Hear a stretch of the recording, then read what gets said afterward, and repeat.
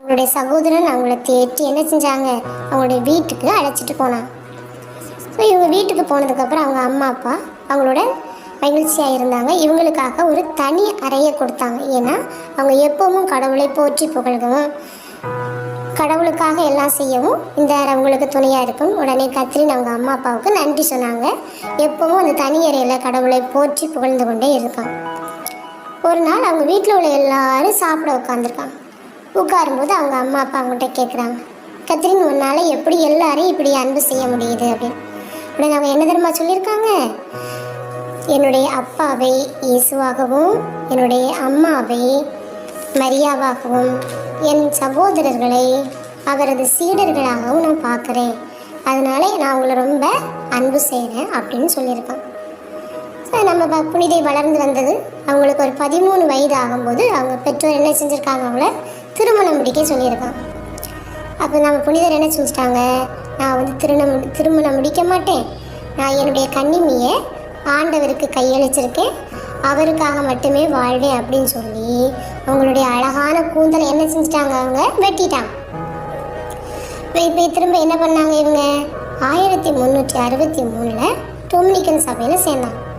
அந்த சபையில் யார் சேர்த்துக்குவாங்க தெரியுமா, முன்னாடி விதவியாக இருக்கவங்க மட்டும்தான் சேருவாங்க. இவங்க தான் முதலாக கன்னியாக தன்னுடைய கன்னிமையை ஆண்டவருக்கு ஒப்பு கொடுத்து சேர்ந்த சகோதரி.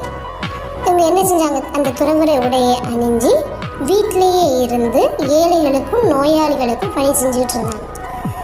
இவங்களுக்கு 19 வயது இருக்கிறப்போ அவங்க ஒரு காட்சி காண்றாங்க. என்ன காட்சி தெரியுமா கண்டாங்க, இவங்க வந்து இயேசு, அன்னை மரியா அவர்களோடு யோவானும் புனித பவுலும் அரசர் தாவீதும் வந்து நிற்க, அன்னை மரியா இவங்க கையை பிடிச்சி இயேசு பக்கத்தில் நீட்டுறாங்க. இயேசு என்ன பண்ணுறாங்க, அவங்க கையில் அழகான ஒரு மோதிரத்தை போட்டு விடுறாங்க. அந்த திருமண காட்சி கண்டு முடிச்சதுக்கப்புறம் உண்மையிலேயே அந்த அவங்க கையில் என்ன செய்த அந்த மோதிரம் இருக்குது. அவங்களுக்கு மட்டும்தான் எனக்கு அந்த மோதிரம் தெரியும், வேறு யாருக்கு என்ன செய்யலை தெரியலை. 1347 சியனாவில் என்ன செஞ்சது, பிளேக் நோய் ஏற்பட்டுச்சு.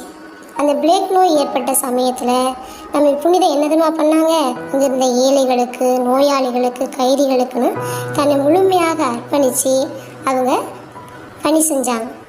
இது மட்டும் செய்யலை, அவங்க சீர்குலைந்திருந்த திருச்சபைக்கும் அவங்க தன்னுடைய பணியை செஞ்சாங்க. திருத்தந்தைக்கு தன்னுடைய கடிதங்களை எழுதி